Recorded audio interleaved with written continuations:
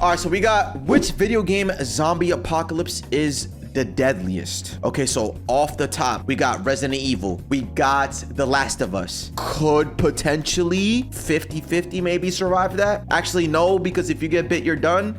And if you smell that thing, you might be done. What's another video game? Then there's The Walking Dead. That one can be survivable. World War Z Vash. But is that a game? Or is that from a movie? Yeah, Walking Dead is easy. You could do anything you want and it's just zombies. Like it's just regular zombies. The Last of Us could be a little hard because there's variations of said, zombies or whatever they are on top of, the spores that you got to watch out for. That one might be a little hard. Oh, Left 4 Dead? Nah, I don't think so, bro. Them zombies are brutal. They're all about noise, different variations. You know what I'm saying? Dying Light, though. Does Call of Duty zombies count? Yeah, they are a video game. All right, I don't know. I found this interesting because, bro, zombies are in a lot of our favorite games, and we just named a lot. So yeah, anyway, shout out to Sandwichly. Let's see what you got going on.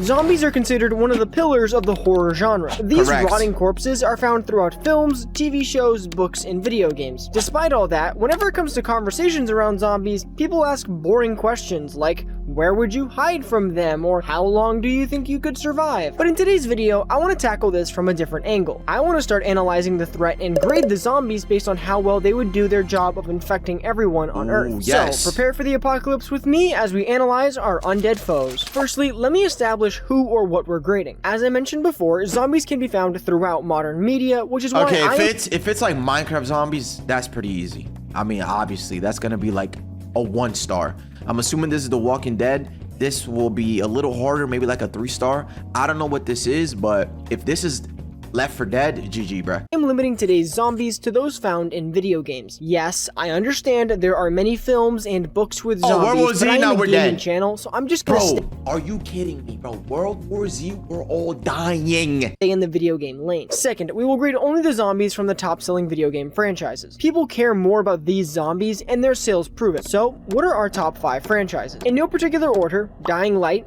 Last of Us, Dead Rising, Call of Duty Zombies, and Resident Evil. Just missing this top 5 list is Left 4 Dead. Also, to be fair, Plants vs. Zombies should be on this list, but if a walnut and a pea shooter can stop your zombies, it's not worth it. Yeah, that's not Finally, worth it. Call of Duty Zombies did get on this list by technicality. Call of Duty Zombies is one of the best-selling franchises of all time, beating everyone on this list combined, so with the franchises chosen, let's get into the criteria. Each franchise's zombies will be judged by 2 categories: infectiousness and strength. Infectiousness is self-explanatory. It's how effective the zombie's method, whether it be bite or airborne, is, and how that would work in the real world. Okay, so boom. If it's bite, it's doable. If it's airborne, bro, excuse me, bro. And then obviously, their strength, we could decide that later. I'm gonna eat your brains, zombie. No! Come on, man. Strength is a bit of a broader category. It can refer to the physical strength of the zombies. Yo, bro, imagine. Oh my God, bro, you just punched them. Bro, imagine you're walking down the street, bro. A narrow, I don't know, like an alley. Yo, you see that jumping at you? Running at you like a damn linebacker, bro. Strength is a bit of a broader category. It can refer to the physical strength of the zombies, but it also includes how difficult the zombie is to kill and its intelligence. All these factors define how strong the zombie is. So with our franchise picks locked and our criteria defined, let's judge some zombies. The first franchise we're going to judge is Dead Rising. If you're unfamiliar with Dead Rising, the best way to summarize it is this. Each game features a sudden zombie outbreak taking over a city or mall, and your main character must use improvised weapons to survive and escape. The reason escaping is so important is because there's a timer that's counting down the seconds until the government blows your city to smithereens. But focusing on the zombies, is there anything that makes them special? The short answer is no. Dead Rising feeds into the stereotypical zombie that just stumbles and leaps out if you get too close. So in terms of speed, these things are slow and ineffective. The only thing that can vary from zombie to zombie is that male zombies, fat male zombies, female zombies, and cop zombies can all have different health stats. The general principle for Dead Rising zombies is that the heavier the zombie, the higher the health. So as of right now, you might be pretty unimpressed with Dead Rising zombies, and I wouldn't blame you. Boring. But there's one cool feature that Dead Rising implements in their zombies, and that feature is zombies becoming much stronger and faster at night. COD Zombies is actually one of the hardest. Look up the Margwa or look up a Warden. Them zombies ain't no joke. Oh yeah, if we include all of their variations, the one that are armored, hold on, bro. Yo, chat. Yo, yeah, COD Zombies might actually be up there at the top spot.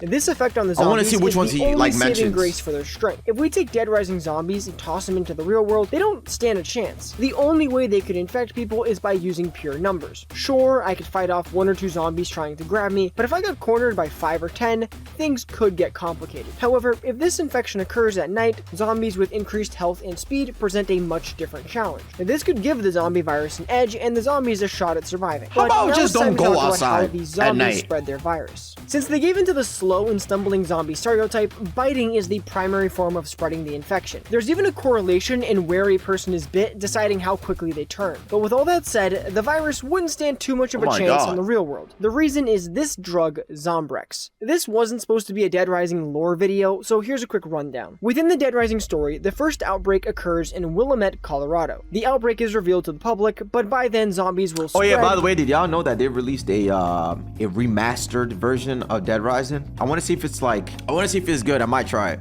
And becoming But then again, it's like $40, so maybe not.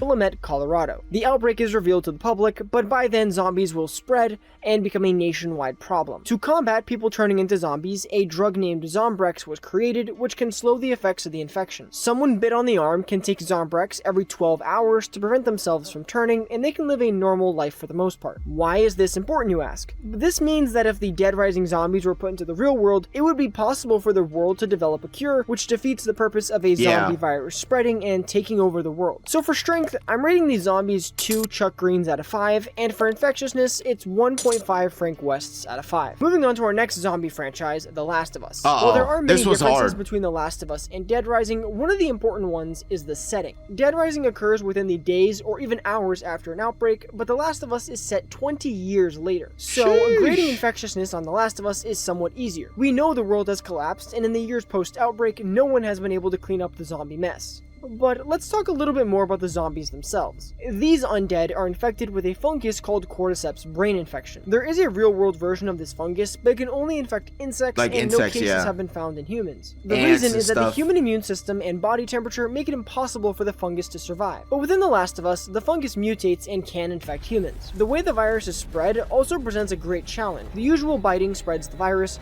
but it also spreads airborne because of large spores. And imagine this infection dropping in New York City or London, where large populations present potential hosts for the fungus, and expanding subway systems and buildings are places for the spores. Yo, you will never see me going underground, bro. The New York subway system, every time I go there, bro, it's like, if it's not like a major stop, like Penn Station, or what's the other one? Oh, the Grand Central Station, I think it's called. If it is a main train station, they actually do look pretty nice. But if it's not, if it's like a subway, the subway, disgusting, bro.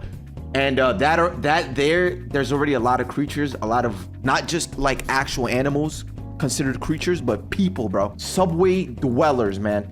And then to top it all off with a zombie apocalypse on top of that, nah, GG. You will never see me go down there, bro. This would actually be the worst place to be in if this ever breaks down. Fungus and expanding subway systems and buildings are places for the spores to spread. So the Heck fungus nah. has ample opportunities to spread, and as seen in the games, it does so well. What's up, Clipsy? Unfortunately for the fungus, the entire premise of The Last of Us hurts its case for being the best virus from an infectiousness standpoint. If you've never played The Last of Us, the game tells the story of Joel and Ellie. Joel is an older, disgruntled man who's seen the world before and after the outbreak. Meanwhile, Facts. Ellie is a younger girl who's only grown up in this broken world, but she has a secret. She's immune to the fungus. Despite being bitten, she shows no symptoms of turning into an infected and could be the key to humanity's survival. Her existence proves that humanity has a chance of surviving. But enough about the virus, let's start analyzing the infected. The Last of Us's zombies are very different from Dead Rising. this is crazy. Last of Us has zombies capable of using full human movement and can do things like climbing, jumping, and Yeah. running. Another interesting thing about the zombies is the stages that they reach. When someone is first infected, they become a runner. They don't show any physical signs of the fungus, but their erratic behavior and eagerness to attack people quickly labels them as zombies. After they've been infected for a few weeks, they become stalkers. These infected show physical signs of the infection on their this is body, scary, but they have bro. slight changes in how they act. Stalkers will do exactly what their name implies.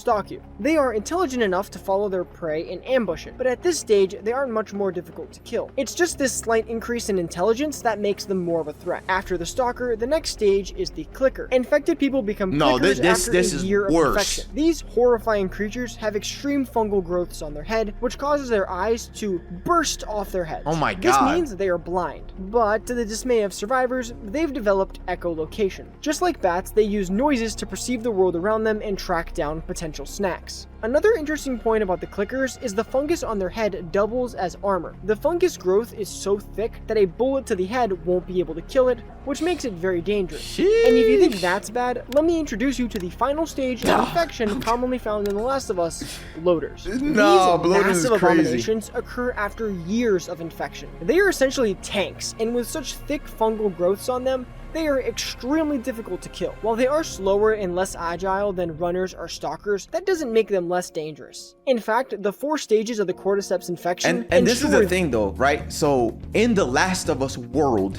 you will constantly find weapons, right? But if you put them in the real world, bro, we're cooked. Like, we're cooked. Unless we run around with katanas and maybe sharp objects. I just don't see myself, like, I don't know where I would get a gun unless they started handing them out. Bro, this just, it's gonna be so hard to defend ourselves from them and even the other ones. Wrong? Some of y'all, Kawazi, I know you, like, you know, you own weapons or whatever, like guns, because you're like military, but not everybody's like that. Or maybe we are like 20 years into the infected already. Maybe they do hand them out, or like they're just easier to find. But not only do we have to protect ourselves from them, we have to protect ourselves from people, bro. Because even people, they're you know, robbing each other, killing each other just for supplies. So I think this is hard. On God, if a zombie outbreak happens, just kill me. Yeah, I mean, I'll try my best to live, bro, but like, it's gonna be hard. I'm walking around with like dual blades. I'm gonna think I'm in Sword Art Online or something. These zombies will become stronger and more of a problem as time passes without humanity stopping the spread. So the final rating for infectiousness is 4 funguses out of 5, and for strength, it's also 4 out of 5. The infection spreads quickly, and its stages make it more difficult to eradicate. I would have done 5-5, it's not invincible. Moving on to our next zombie franchise, Dying Light. Unlike The Last of Us and similar to Dead Rising, the first Dying Light is set around a year after the outbreak in the fictional city of Haran. Our character, Kyle Crane, has been recruited by a shady company called the GRE to retrieve some incriminating files about them. Upon arriving, Crane is quickly introduced to the infected in the state of Haran. So, like Kyle Crane, let me introduce you to the roster of zombies trying to eat you. The first and least basic tier of zombies are these. Just basic, slow zombies that only present a threat when they attack in large numbers. But at one point, these zombies were virals. Virals are zombies that have recently turned, and oh boy are they a problem. Because they've turned recently, they are extremely agile and can climb heights that normal zombies could not. What the heck? heck? The game will punish you if you shoot a gun or break anything with viral screaming and running to beat your These guys can be difficult to kill as they will dodge melee swings and jump at you at speeds you have never seen before. But there's one ability these zombies are missing, and that's combustion, which is what bomber zombies do perfectly. These zombies are bombs with legs and with one sole purpose, to surprise the player. Oh, I'm out of there. These zombies were always around a corner or behind a door I opened. Another zombie type in Dying Light are screamers. These children became infected and await survivors like yourself to stumble upon them. When you come across a screamer, they let out an extremely high-pitched scream that stuns you. These little menaces have claimed the lives of many survivors who have accidentally wandered into a room with them. Next on the list are Demolisher. What? Yo, bro, if I see this coming after me, bro. Into a room with them. Next on the list, bro, if I see this coming after me, bro, I'm dead. Like, bro, like, are you kidding me? Yo, Dying Light might be strength-wise. I think it might also be a 4. There's variations of zombies. They all have different set of moves and stuff. They have the agile ones. Like, even those will be. Nah, this might be a 4-4 or a 5-5. Are Demolisher and Goons. Goons are giant zombies around 8 feet tall and can use items like heavy rebar to attack people. Demolishers are also giant mutated zombies ranging from former policemen wearing riot armor to regular people who have just grown to this massive size. These abominations are like the bloaters from The Last of Us. Bro, I'll be giant damned if this guy rips off the ground, bro, and throws a whole chunk of concrete on my head, bro. I'm out of there. No, bro, no. Of flesh that require non-stop bullets and damage to take them down. If you were to take these guys and throw them into the real world, they would give the military a run for their money. literally. With how much ammunition and artillery it would take to just shoot one of these guys down, Don't worry. the real threat to the world Hey, it's America. Don't worry about that. That's what we're known for, bro. might be them bankrupting our militaries. But now it's time to talk about the zombie Oh. everyone really knows Dying Light for, and that's the volatiles. These horrifying creatures live up to their name. Not only are they extremely fast and versatile, but you could almost consider them immune he's except running for full- one weakness. These creatures are allergic to or burned by, I don't exactly know what to call it, but they just hate UV light. You'll notice throughout Haran and other cities that UV lights are placed all around camps and safe zones to prevent them from attacking. So this means everyone better be indoors with UV lights around them for protection. Despite that, I must be the bad guy and pop the volatile balloon. If these creatures were inserted in the real world, all it would take is for a coordinated effort to put up UV lights for protection, and they become a far less intimidating threat. Instead, creatures like the Demolishers present a greater challenge, as you would need large amounts of ammunition and manpower to take one of these things down. This isn't to say zombies in Dying Light are weak, quite the opposite. I'm just pointing out that the larger and more dangerous opponent is probably the one that can attack you 24/7 and will snap you in half if it gets the chance. But enough about the zombies, let's talk about the virus. What about Within the impaling it? I don't know. I have hopes for humans. I think humans are smart. If we all work collectively, I think we're actually pretty smart. Why shoot it when you could probably impale it with something? There's a lot of machinery out there that's able to do that. I don't know. I feel like we could definitely, scientists or whoever will actually build something, and maybe they'll build like a super like UV, I don't know, station or to keep us safe. I don't know. It still might be a 4-4, but I have hopes that we could potentially like get through this.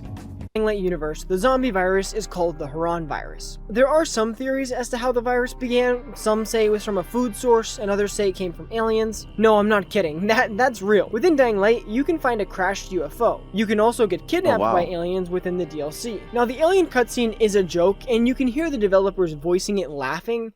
Doctor, Mr. Doctor. Hello, mister. Wow, hello. Trolling. They're trolling, bro. So, because of the unserious nature of how the developers treated it, I will assume the contaminated food source theory is how the outbreak began. What I should clarify is that this is still a serious threat. No matter where in the world, contaminated food... Hey, listen, we might possibly be close to that, bro. They're doing lab-grown meat and foods that be moving and all that, so be careful what you put in your system, man.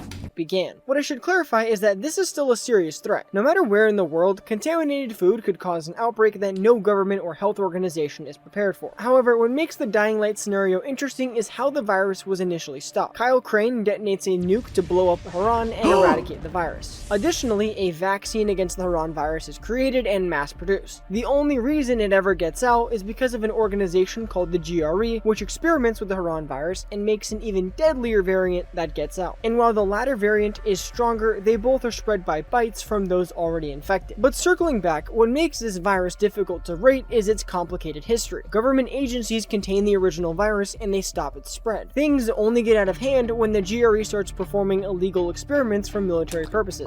Taking this into the real world, it's likely that health organizations and governments can work together to quarantine affected areas and develop a vaccine. Unfortunately, there's no guarantee that other nations wouldn't experiment with such a deadly virus. Of course. It's always military and power. Yeah, let's just eradicate the whole of humanity. Why not? Just for... Why would you play with a deadly virus? I don't get it, bro. This actually sounds like something humans would do, bro, because they're so greedy. Never mind, bro. Guarantee that I had high hopes for them, never mind. Experiment with such a deadly virus for their own gain. Actually, let's take a super quick break to explain something that might get this video demonetized. Introducing biological warfare, which is the intentional use of biological agents to harm or kill humans, animals, or plants as a weapon of war. Sounds like humans. In this hypothetical scenario, it would be an extremely powerful move for one nation to threaten another with a zombie virus if they didn't do what they wanted. So, if country A has been secretly creating a deadlier variant of the Haran virus, they could weaponize utilize this and use it to cripple nations. I won't get too far into details, but imagine how tough this would be. though? Men and women who serve in their nation's militaries would have to turn their weapons on their fellow citizens who have become infected. Essentially, soldiers would have to invade their neighborhoods and cities, clearing out the hordes of zombies. This isn't even including the crippling blow it would strike to the nation's economy and local industries. So, a nation equipped with a deadly variant of the Haran virus has leverage over everyone else. And with that, I conclude my side tangent on biological warfare. Now, to rate the infectiousness of this disease, I have to give it 3.5 volatiles out of 5. Really? This virus originating through a food source already makes it a dangerous contender, but the fact that the world was able to quarantine the area and develop a vaccine means there's still hope for the real world. We just have to ensure an agency like the GRE doesn't get a chance to experiment and make an already deadly virus even deadlier. Yeah. Concerning the zombie strength, the Demolishers and Volatiles present great challenges in their own unique ways. Demolishers are like unleashing the Hulk, and I can only imagine how difficult it would be to remove volatile nests from underground systems like the one you find in New York. This is why I'm giving them 4 out of 5 Demolishers. They aren't invincible, so they don't get the 5 out of 5. Now, let's turn our attention to the franchise that made it in by a technicality, Call of Duty Zombies. It's not too much of a stretch to say that Call of Duty Zombies is one of the most widely played game modes in gaming history. 6 of the top 10 best-selling Call of Duty games have zombie modes. As they Still, should. it will be difficult to pinpoint zombies for one reason. The story and lore of this mode are immense. In a game like Call of Duty Black Ops, you have zombie monkeys falling from the sky, cursed zombie astronauts, napalm zombies, and shrieker zombies. That's not including Black Ops 2, where you have a zombie inside of a Panzer Soldat suit, which allows it to chase down victims, and then there's Brutus, a zombie prison warden. Then later we're introduced to the Apothicons, which aren't zombies, but they did create zombies indirectly by spreading Element 115, so I feel like I'm throwing too much information here. Dropping the facade, Call of Duty Zombies as a mode thrives off the creativity and drive of the developers to make new enemies and threats for players to fight. Within this world, Listen, if we going through like regular zombies, sure, but if we gonna go and apply the entire lore of zombies, yo bro, we might be cooked, I'd say.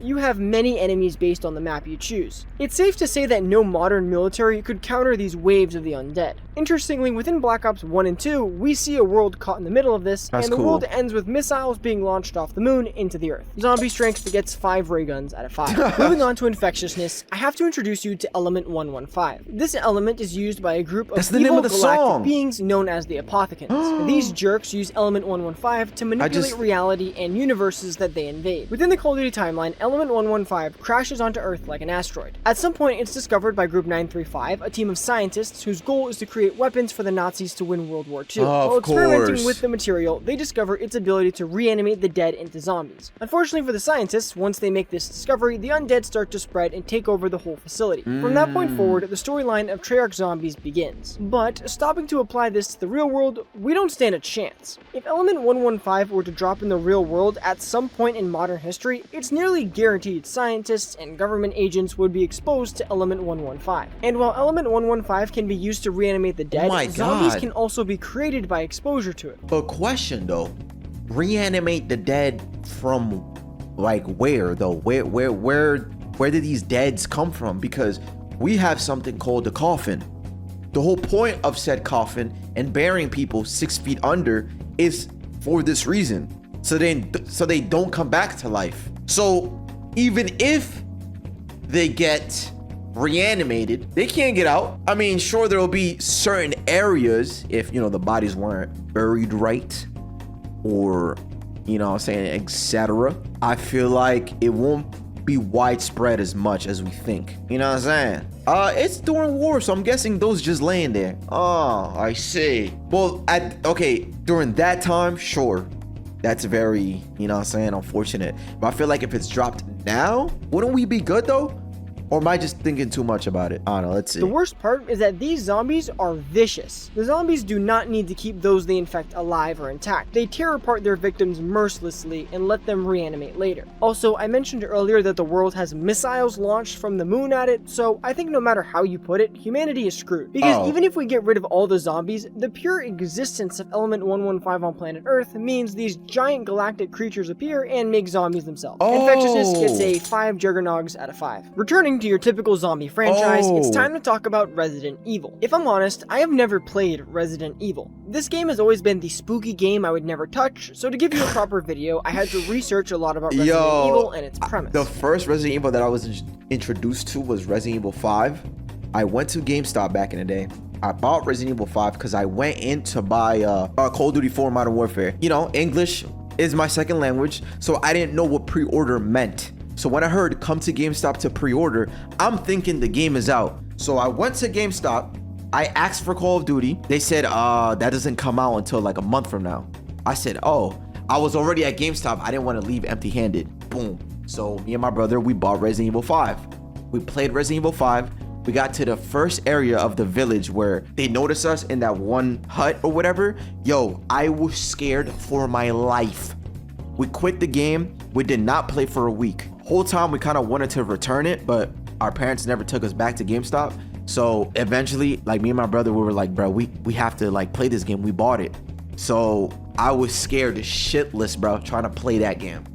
And it was so fun. Would never touch, so to give you a proper video, I had to research a lot about Resident Evil and its premise. The first place I began my research was on the zombies. It was through multiple hours of watching videos and reading articles that I learned about the T-Virus and the Umbrella Corporation. To recap quickly, most of Resident Evil's zombie outbreaks occur or are centered around the research of the Umbrella Corporation. This extremely shady company uses what they call the T-Virus as a bioweapon and has not only infected humans with it, but also animals and other mutated monsters they've created. Things like tyrants, lickers, hunters, and Cerberus are extremely dangerous creatures made directly or indirectly by the Umbrella Corporation. Thank you. These are all super strong, and if they were to escape into the real world with regular zombies, towns and cities would fall quickly. The perfect example of this is Raccoon City. This city is where the first leak happens and zombies start to take over the city. Chaos erupts, with many of the town's citizens becoming part of the undead horde. And with super mutated creatures alongside the regular horde, they present a challenge to any military. My only concern is the nuclear option, where a government would fire a nuclear warhead into an area with a zombie outbreak to stop the spread. Within the games, the nuclear option is always teased as the ideal way to stop the zombie threat. Of course, no government should want to drop an atomic bomb on the citizens of their nation. On their own citizens. The bombs drop is devastating to the local population and environment. But if it means stopping a zombie virus with the potential to kill everyone everywhere, I think they have no choice. They would have to drop the bombs and hope the regenerative properties of the tyrants don't help them survive the blast. I'm gonna rate them 4 tyrants out of 5 because they aren't invincible, but they are definitely strong. Let's now discuss Resident Evil's infectiousness. Oh boy, I would be lying if I said this didn't give me some trouble. With everything you've heard about the T-Virus and other variants contaminating the public, you would think it presents a global scale threat. The only problem is the style in which Resident Evil follows. Most of the games occur within isolated towns and cities which don't depict the virus spreading on a national or global scale. So if we were to throw the T-Virus into the real world, it would seem logical for small towns and cities to become infected quickly. It's just that without being given the opportunity to infect millions more, it won't do it on its own. Viruses like the ones found in The Last of Us and Dead Rising grew quickly. Resident Evil's never seems to get anywhere close to those, which leads to an infectiousness rating of 1.5 umbrellas. Tough. So if we add up all of our ratings, so we could be Resident Evil order of video game zombies if they existed in the real world. Coming in last place is Dead Rising. To I hope no one's surprised, Dead Rising zombies have no real strength, and the existence of Zombrex already makes them quite inefficient at spreading their virus, which is why they ended up in last. Fourth place. They don't have real strength, but bro, you showed us mad variations, and then you showed us. Oh wait, no, you could beat.